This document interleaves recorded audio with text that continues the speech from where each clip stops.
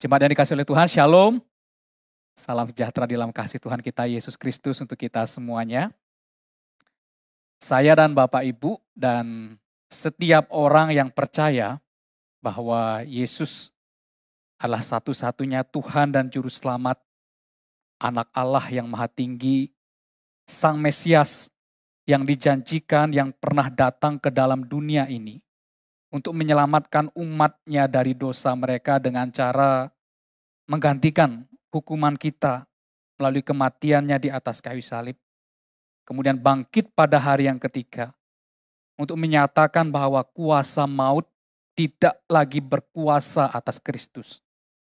Dan kebangkitannya Bapak Ibu sekalian itu menjamin suatu kepastian akan kehidupan yang kekal bagi setiap orang yang percaya.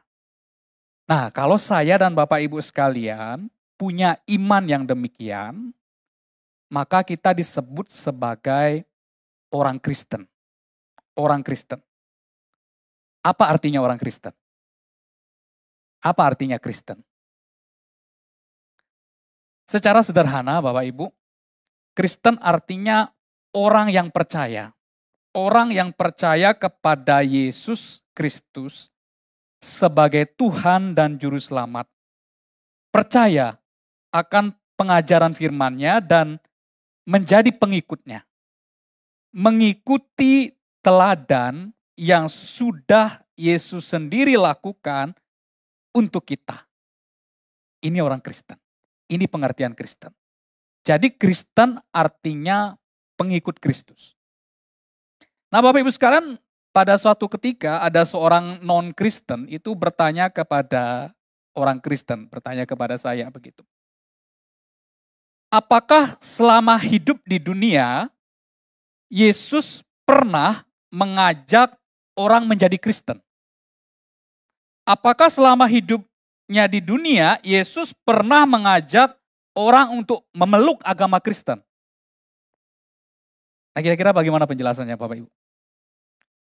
Nah selama pelayanannya, Tuhan Yesus tidak pernah berfirman bahwa ia akan mendirikan agama Kristen. Tidak pernah Bapak Ibu sekalian. Cari di Alkitab, di kitab Injil, tidak pernah ya. Pernah menemukan kata kalimat Tuhan Yesus saya akan mendirikan agama Kristen? Tidak ya, tidak ada ya. Dan tidak pernah tertulis demikian dalam Alkitab. Nah kalau demikian, apakah salah kita beragama Kristen? Tidak salah Bapak Ibu sekalian. Mengapa? Di awal saya sudah jelaskan sedikit ya, makna atau pengertian dari Kristen. Kristen artinya pengikut Kristus. Kristen artinya pengikut Kristus. Nah jika demikian pertanyaannya begini, apakah Yesus pernah mengajak orang untuk menjadi pengikutnya?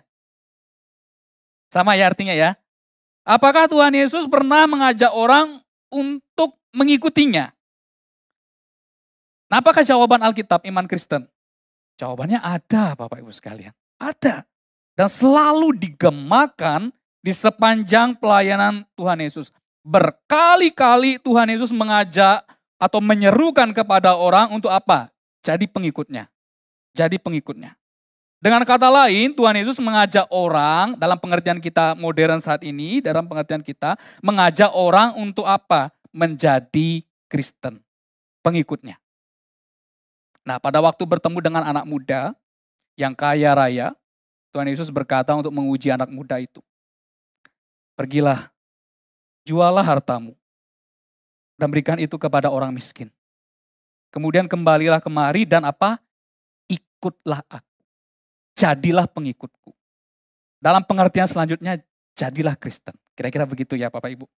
Bahkan ada satu syarat yang sangat jelas, di mana Tuhan Yesus berkata, kalau seseorang mau menjadi pengikutnya, mau mengikuti dia, mau menjadi seorang Kristen yang sungguh, maka ia harus menyangkal diri, kata Tuhan Yesus. Kemudian apa? Memikul salibnya dan baru kemudian ikutlah aku. Jadilah pengikutku.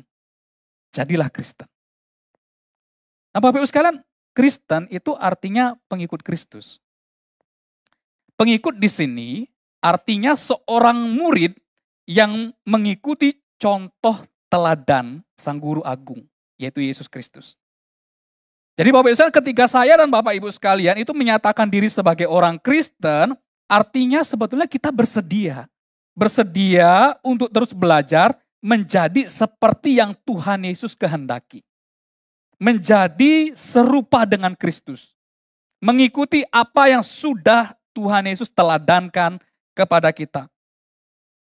Nah, hasrat atau keinginan ini Bapak Ibu sekalian, kalau kita punya keinginan, iya, saya ini orang Kristen, saya harus hidup serupa dengan Kristus. Nah, kalau keinginan ini Bapak Ibu sekalian ada dalam diri kita, ini adalah bukti yang sangat kuat untuk meneguhkan diri kita sendiri bahwa kita orang Kristen yang sungguh atau tidak. Punya keinginan enggak untuk serupa dengan Kristus?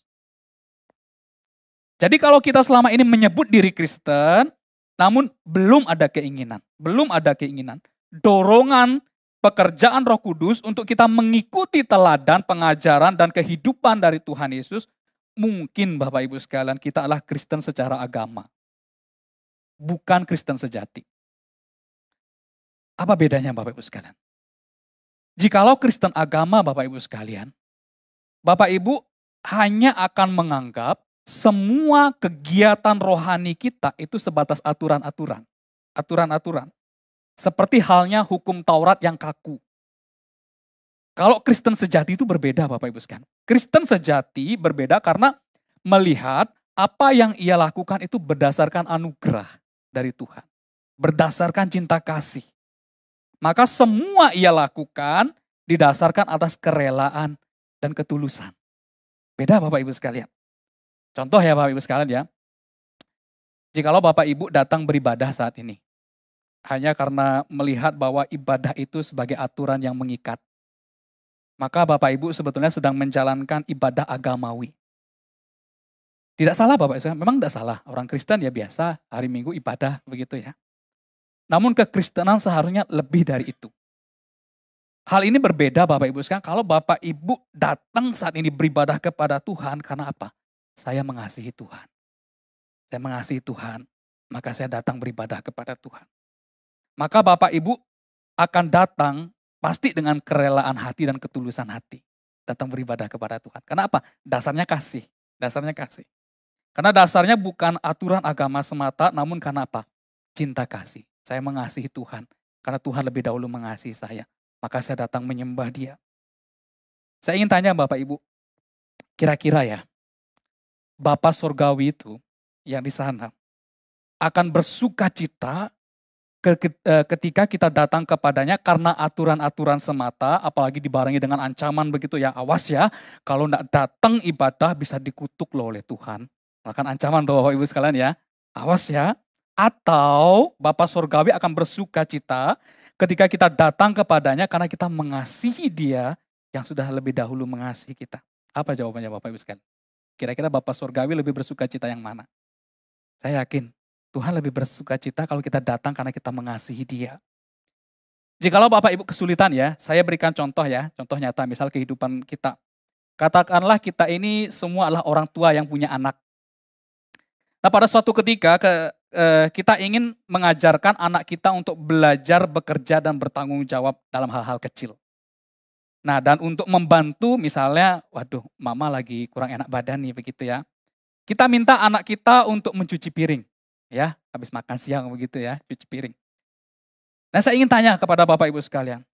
Bapak Ibu sebagai orang tua lebih senang anaknya melakukan tugas itu karena sebatas aturan, apalagi disertai dengan ancaman, karena takut kalau tidak melakukan hal itu akan dihukum. Atau kita akan bersuka cita sebagai orang tua karena si anak kita itu melakukannya karena ia sayang kepada kita orang tuanya. Ayo Bapak Ibu sekalian yang orang tua, lebih senang yang mana? Anak melakukannya karena aturan, takut apalagi, atau karena aku memang sayang papa mama. Karena sayang ya, pasti ya, jawabannya jelas ya Bapak Ibu ya.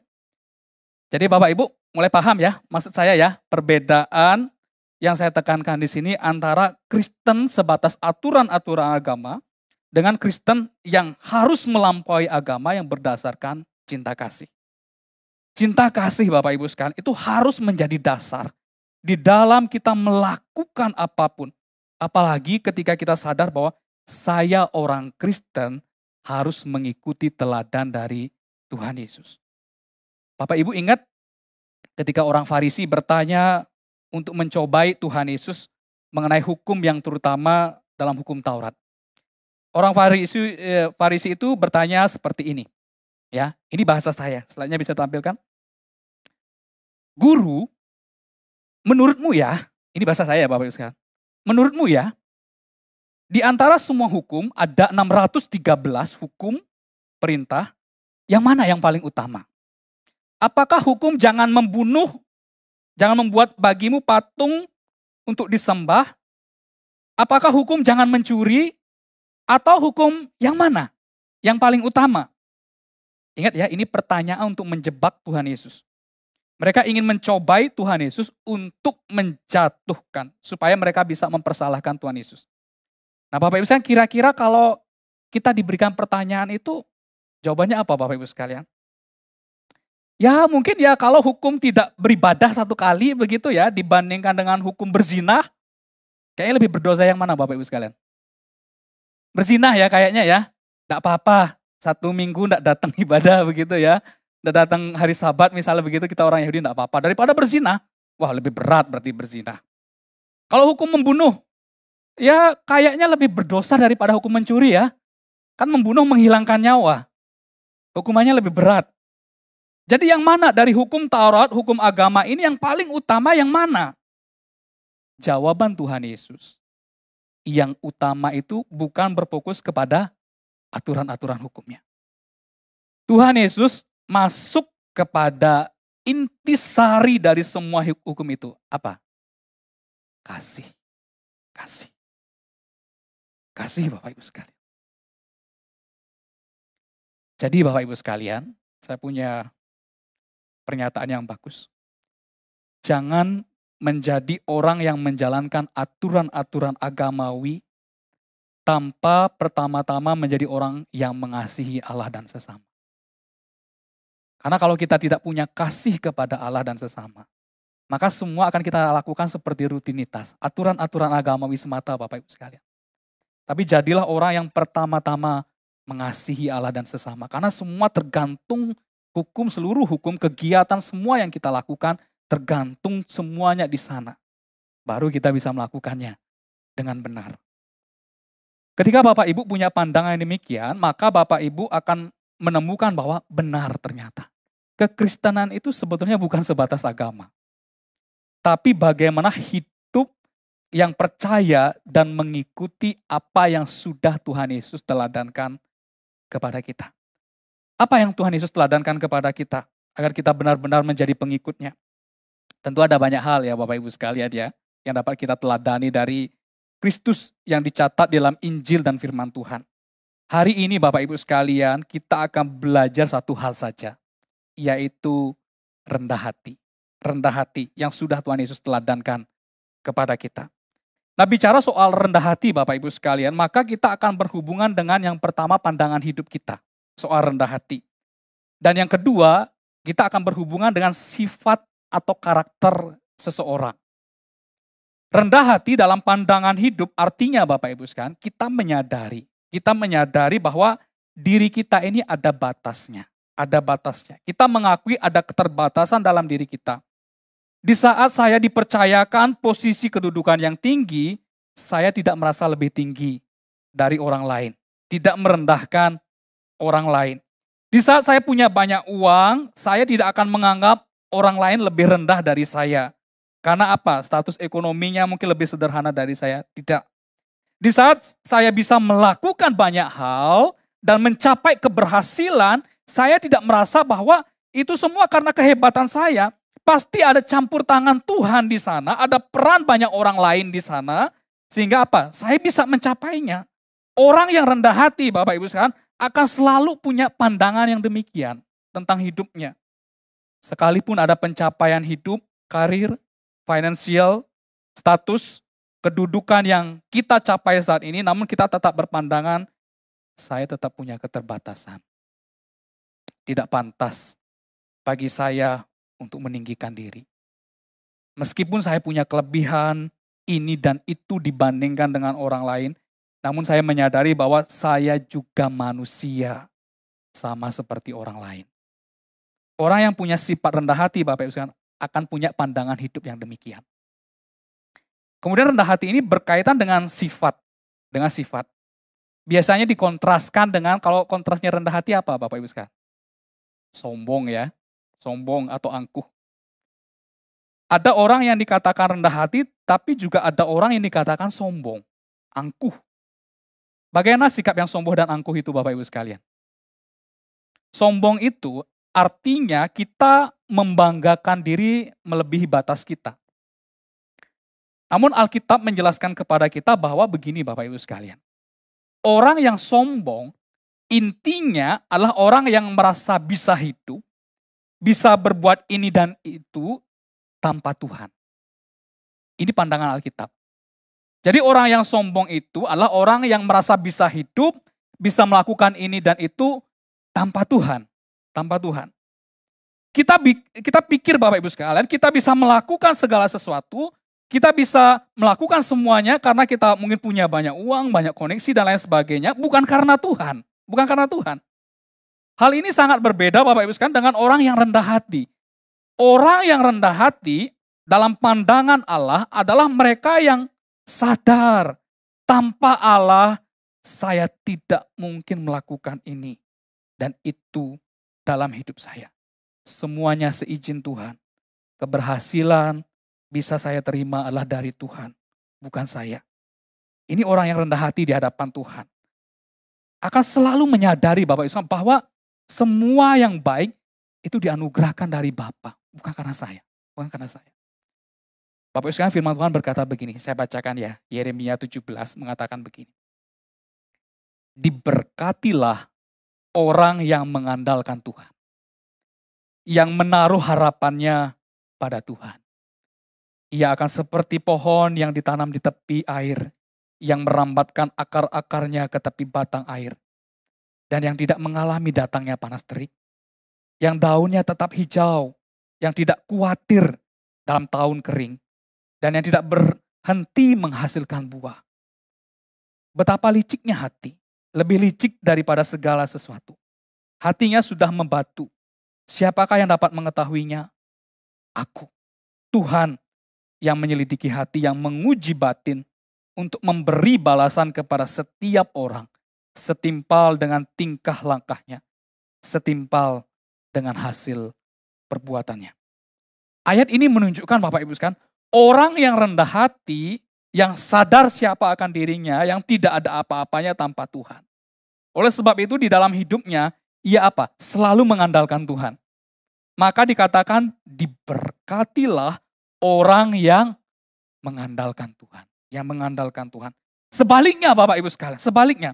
Di ayat sebelumnya, Allah membenci orang yang sombong. Firman Tuhan itu berkata begini, di ayat sebelumnya, sebelum berkata diberkatilah orang yang mengandalkan Tuhan, berkata begini. Beginilah firman Tuhan, terkutuklah orang yang mengandalkan manusia, yang mengandalkan kekuatannya sendiri.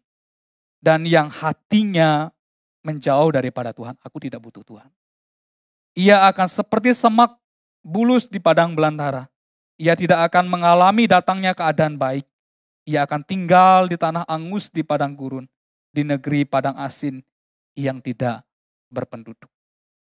Bapak Ibu sekalian, kita melihat bahwa orang yang sombong, mereka yang mengandalkan manusia, kata firman Tuhan. Yang mengandalkan apa? Kekuatannya sendiri. Hatinya jauh dari Tuhan. Saya tidak butuh Tuhan. Di hadapan Tuhan, orang-orang yang demikian adalah orang-orang yang meninggikan diri. Nah, berlaku sombong di hadapan Tuhan. Mungkin Tuhan dari sorga itu berkata begini ya, ini bahasa saya Bapak Ibu. Alah, kamu itu loh cuma debu tanah. Baru juga punya kekayaan yang demikian. Baru juga punya kedudukan yang demikian. Hari ini juga, kalau saya, Tuhan, mau mengambil semuanya, sekaligus nyawamu, kamu bisa buat apa? Bapak Ibu sekalian, ini benar. Bahwa tidak ada satupun hal yang bisa kita sombongkan sebetulnya di dunia ini. Kita bisa belajar dari teladan Tuhan Yesus. Tuhan Yesus memberikan kita teladan yang benar-benar menunjukkan apa artinya rendah hati. Kita semua mengenal dan mengimani bahwa Yesus adalah Tuhan. Sebagai Allah, Ia sudah maha mulia adanya. Tanpa kita pun Bapak Ibu sekalian, bahkan tanpa kita menyembah Dia, Tuhan sudah sempurna adanya. Kalaupun kita binasa karena dosa-dosa kita, maka kemuliaan Tuhan itu tidak akan pernah berkurang. Dia sudah sempurna adanya. Namun Tuhan yang tidak terhampiri itu Bapak Ibu sekalian, karena kita berdosa, rela datang ke dalam dunia. Coba Bapak Ibu bayangkan ya, renungkan. Apakah ini bukan kerendahan hati namanya? Bagaimana mungkin pribadi yang maha mulia itu adanya Bapak Ibu sekalian, duduk di tahta yang maha tinggi itu, sudah sempurna adanya dengan segala keberadaannya, mau rela datang ke dalam dunia untuk manusia yang menolak Dia. Untuk manusia yang membenci Dia, bahkan manusia yang ingin membunuh Dia, demi tercapainya apa? Tuhan Yesus mau datang kepada kita. Demi tercapainya suatu kebaikan kepada kita, yaitu keselamatan kita. Kalau bukan karena sifat rendah hati yang mulia dari Allah, maka saya yakin tidak mungkin Allah yang tidak terbatas itu mau membatasi diri menjadi manusia. Tidak mungkin Bapak Ibu sekalian. Bahkan dikatakan menjadi seorang hamba yang melayani. Saya yakin Bapak Ibu sekalian, hanya orang-orang yang memiliki sifat rendah hati yang mau merendahkan diri demi kebaikan orang lain. Benar nggak Bapak Ibu sekalian? Kalau tidak punya sifat rendah hati, tidak mungkin dia mau merendahkan diri demi kebaikan orang lain. Sedangkan orang-orang yang sifatnya sombong, selalu ingin dipuja-puja di posisi yang tinggi. Benar nggak? Selalu ingin dipuja-puja di posisi yang tinggi. Allah kita berbeda Bapak Ibu sekalian. Ia memang layak menerima penyembahan yang paling tinggi. Namun lihatlah Bapak Ibu sekalian, ia justru apa? Merendahkan dirinya, turun ke dalam dunia mencari kita, menyelamatkan kita.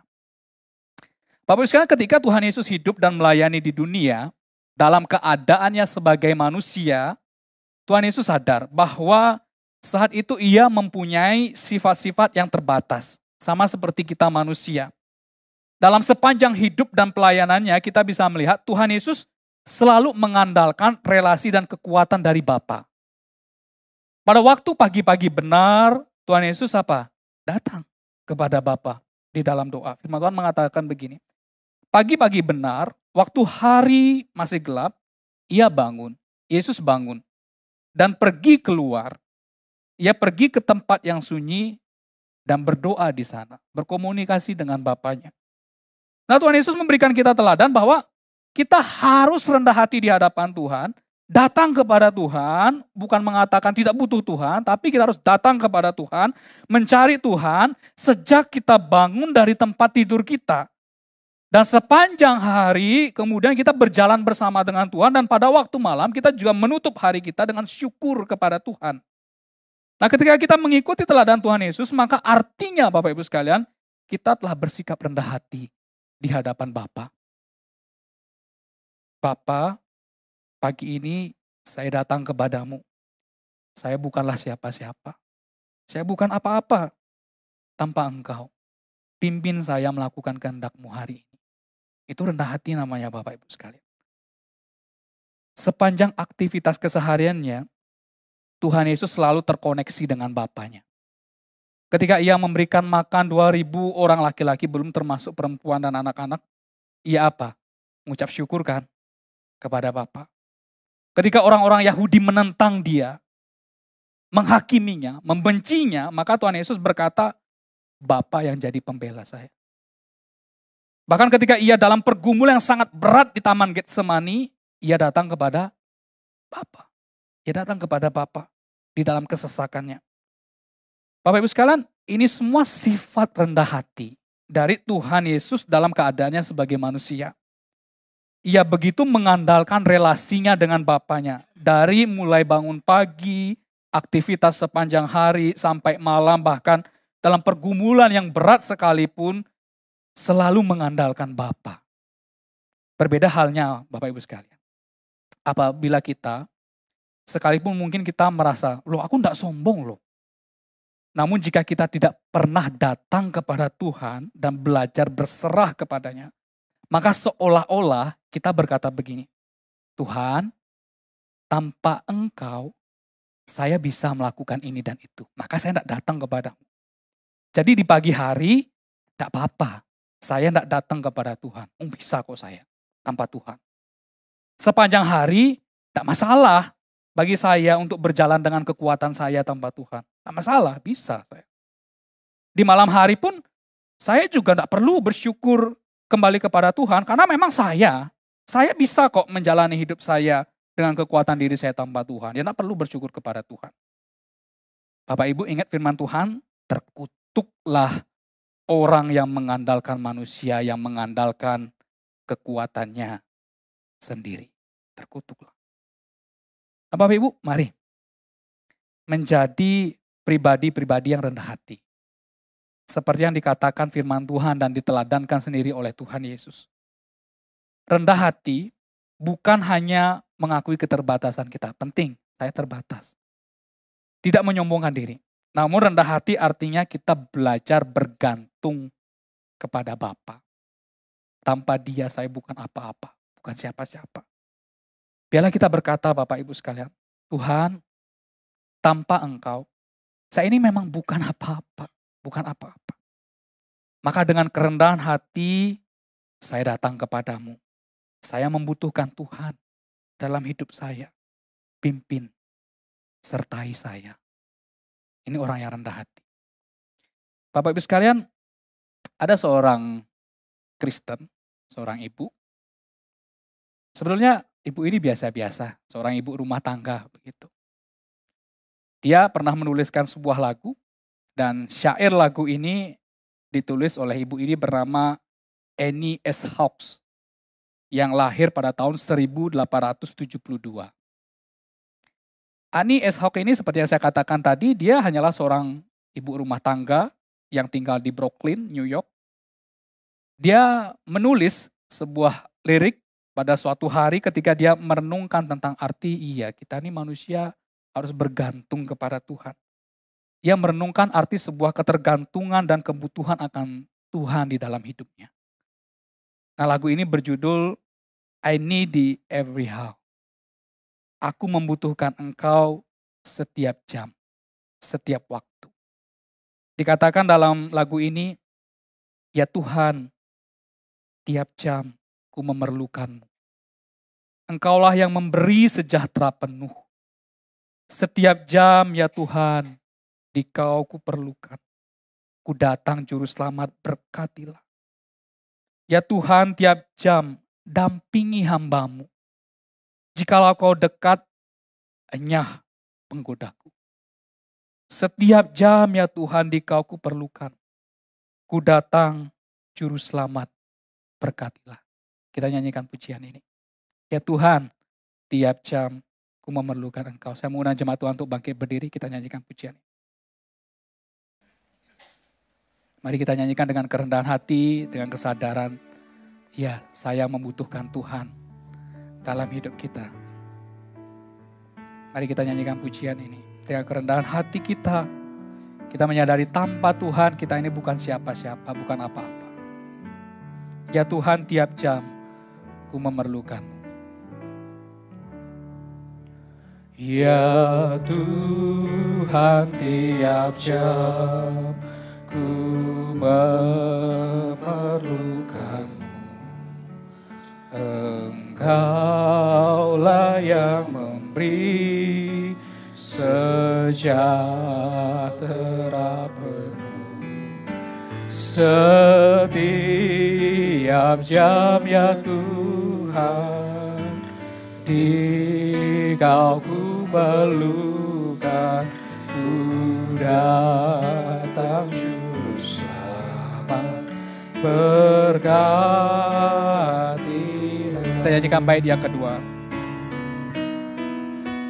Ya Tuhan, tiap jam dampingi hamba-Mu.